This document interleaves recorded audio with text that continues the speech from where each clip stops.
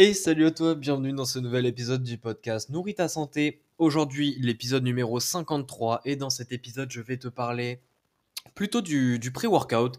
Comment est-ce qu'on mange, comment est-ce qu'on organise son alimentation avant la séance parce que je vais t'expliquer, je vais te donner en fait les trois types d'aliments à éviter au maximum avant ta séance.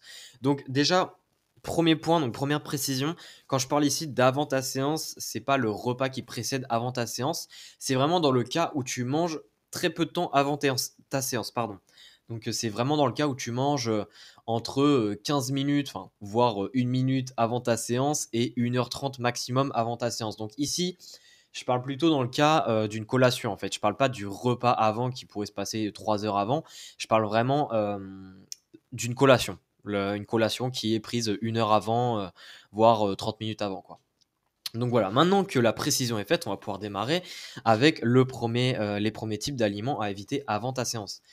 Premier type d'aliments à éviter avant ta séance, c'est des aliments ultra transformés. Je vais commencer par le plus logique, parce que celui-là, il n'a pas besoin vraiment d'explication, je pense, mais je vais quand même expliquer. Pourquoi? Alors, déjà, il y a plusieurs intérêts, enfin, du coup, désintérêts, entre guillemets, de ne pas prendre, en fait, d'aliments ultra transformés avant ta séance. Déjà, le premier point, c'est que les aliments ultra transformés, contrairement à d'autres aliments, ne vont pas t'apporter de vitamines et de minéraux. Certes, ils vont t'apporter de l'énergie, ça je vais revenir après dessus, mais ils ne vont pas t'apporter de vitamines et minéraux. Alors que pourtant, tu as quand même des besoins de vitamines et de minéraux à couvrir dans ta journée, mais aussi à couvrir notamment dans ta journée pour en avoir suffisamment durant ta séance de sport. Donc, ne pas consommer des aliments riches en vitamines et minéraux juste avant ta séance de sport va forcément d'une manière ou d'une autre te perturber durant ta séance parce que tes apports en tels nutriments qui participent à telle chose, donc par exemple contraction musculaire, contraction du cœur, également afflux sanguin, etc., ne sera pas en quantité suffisante. Donc ça, c'est le premier point. Le deuxième point, c'est que les aliments ultra transformés sont quasiment tout le temps en fait très riches en calories. Et le problème qu'ils sont très riches en calories, c'est que du coup, ils sont très longs à digérer parce que plus il y a d'énergie dans un aliment et plus évidemment la digestion va être plus ou moins longue. Et ça va faire que tout simplement, il y aura des problèmes de digestion, notamment peut-être durant la séance. Donc évidemment, ils seront plus ou moins persistants selon ta capacité à digérer, selon ta qualité digestive. Ça, j'en parle pas mal sur Instagram, d'ailleurs, n'hésite pas à me suivre, et aussi sur le podcast de la digestion. Mais ça, c'est le premier point.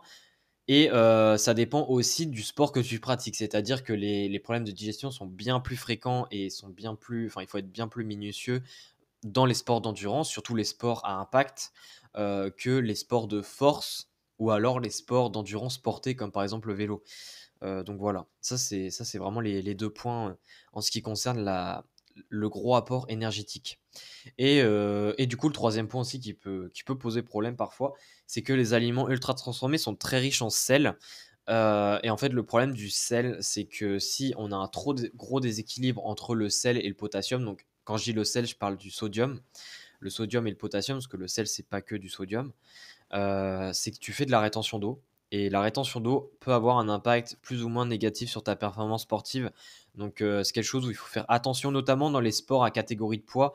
Faire attention à ce que tu manges avant ta séance pour ton poids. Parce que les personnes, par exemple, qui font de la boxe et qui sont pesées au niveau des compétitions, qui doivent se peser régulièrement, etc., manger un aliment salé avant ta séance, qui est le cas de la plupart des aliments ultra transformés, n'est pas une bonne idée parce que ça va t'apporter du sodium. Par contre, ça t'apportera quasiment pas de potassium parce que, comme on l'a dit, c'est très pauvre en nutriments. Et ça va faire en fait que tu vas avoir un déséquilibre et que ça peut t'amener à une rétention d'eau plus ou moins forte. Évidemment, ça dépend de chacun, ça dépend du style de vie d'à côté. Mais du coup, ça peut te mener à de la prise de poids sous forme de flotte, hein. Et ça peut poser plus ou moins problème, que ce soit sur la performance, mais aussi d'un point de vue réglementaire, en fait, comme par exemple les sports à catégorie. Donc voilà. Donc déjà, première catégorie à éviter au max, c'est les aliments ultra transformés. Deuxième catégorie, ça va être les aliments riches en gras. Donc déjà, la raison principale, c'est un point de vue énergétique. Les aliments riches en gras sont encore une fois riches en énergie. Je ne vais pas rappeler les raisons pourquoi est-ce que c'est embêtant. Je viens de les citer pour les aliments ultra transformés. Mais par exemple, manger 80 grammes de chocolat de chocolat noir, par exemple, c'est encore pire du coup, parce que c'est encore plus de gras, enfin de lipides. Juste avant ta séance, c'est vraiment pas une bonne idée parce que ça va t'apporter beaucoup d'énergie et évidemment ta digestion va te poser vite problème durant ta séance. Donc les aliments riches en gras à éviter. Et le deuxième point un petit peu plus subtil de pourquoi est-ce qu'il est pas très intéressant, c'est qu'en fait les lipides, c'est vraiment le macronutriment, on va dire le moins prioritaire durant une collation avant ta séance. Parce qu'en fait les lipides, c'est le nutriment qui, on va dire, agit le moins, entre gros guillemets, durant ta séance. Parce qu'évidemment, les protéines, c'est pas mal lié à tout ce qui est processus enzymatique, également à tout ce qui est structure des muscles, etc. Donc ça a son intérêt, surtout pour les sports de force, ça l'a un petit peu plus. Et les glucides, évidemment, c'est totalement nécessaire parce que c'est vraiment ça qui t'apporte de l'énergie en fait durant ta séance. Alors que les lipides, eux, sont un petit peu plus secondaires en ce qui concerne le pré-workout. Évidemment, en post-workout sont très importants, hein, les lipides ont un rôle très important, mais vraiment dans la séance en elle-même, c'est pas le macronutriment, il faut se pencher vraiment dessus. Et du coup, manger un aliment riche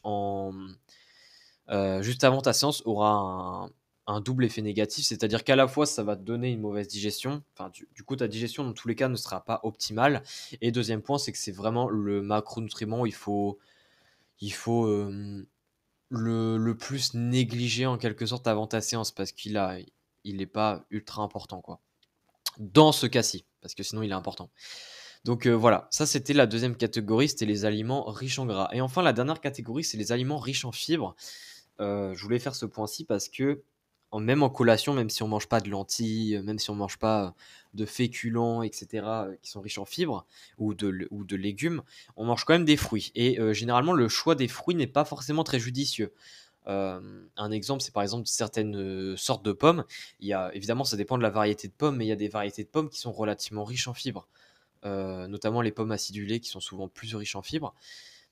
Manger une pomme comme ça juste avant sa séance, c'est pas une bonne idée parce que déjà la pomme est un aliment très solide, donc ça demande davantage de digestion. Mais en dehors de ce fait-là, manger en fait des fibres, ça demande évidemment plus de digestion, encore plus. Ça entraîne de la fermentation et selon les aliments qu'on a à côté qui demandent plus ou moins un gros travail de digestion, eh bien, par exemple, ça peut amener à un excès de fermentation dans le côlon et du coup amener à des problèmes de digestion, encore une fois, durant ta séance. Donc, c'est quelque chose que je conseille vraiment pas. C'est d'essayer, quand tu manges un fruit en collation avant ta séance de sport, de consommer un fruit qui a peu de fibres, en fait, tout simplement. Par exemple, les pommes, souvent, c'est pas une bonne idée d'en manger.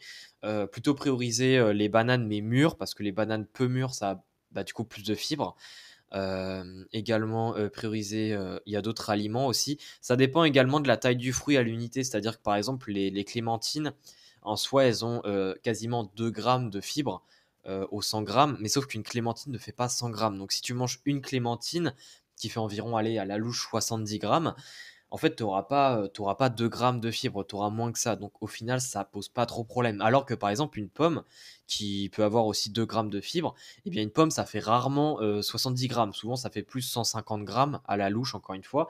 Donc là, ça t'amène à 3 grammes de fibres contre 1,5 pour les clémentines. Évidemment, t'as pas la même quantité, t'as pas le même apport énergétique, mais d'un point de vue vraiment, le fruit en lui-même, c'est différent. Donc prendre ça en compte et faire attention, voilà, à pas manger trop de fibres avant ta séance de sport, sinon ça peut poser problème. Donc d'ailleurs, si tu veux aller plus loin et mieux choisir tes fruits, j'ai ma base de données BDO qui est disponible, donc n'hésite pas, si ça t'intéresse, à cliquer sur le lien qui est dans la description du podcast. Donc la base de données BDO, en fait, ça regroupe plus de 400 aliments avec tous les nutriments détaillés, donc que ce soit les fibres, que ce soit toutes les vitamines, que ce soit tous les minéraux. En fait, ça te regroupe tout ça par catégorie alimentaire, donc tu peux trier, etc. En fait, c'est un gros tableur sur Google Sheet, donc Excel, que tu as accès librement et que tu peux. Il y a plein de filtres, c'est super simple à utiliser parce que j'ai fait des vidéos en plus tuto pour pouvoir l'utiliser au maximum de son potentiel. Donc, il y a d'autres outils avec cette base de données qui sont fournis avec. Il y a un calculateur automatique de tes apports quotidiens, etc. Il y a vraiment plein d'autres choses. Il y a quelque chose à propos des compléments alimentaires et autres. Donc, n'hésite pas à cliquer sur le lien si ça t'intéresse. N'hésite pas à me poser une question à propos de ça sur Instagram si tu en as. D'ailleurs, n'hésite pas à me suivre si ce n'est pas le cas. Et du coup, vu que j'en arrive à la fin de ce podcast, n'hésite pas aussi à me poser une question sur Instagram si tu en as une à propos d'un point que j'ai peut-être pas assez développé dans le podcast. Je te répondrai avec plaisir. Et puis, sur ce, on se dit à la prochaine. Je compte sur toi pour appliquer tout ça, ou du moins pour faire attention à ces 3 types d'aliments, éviter d'en manger avant ta séance. Et puis, on se dit du coup à la prochaine. Allez, ciao, ciao.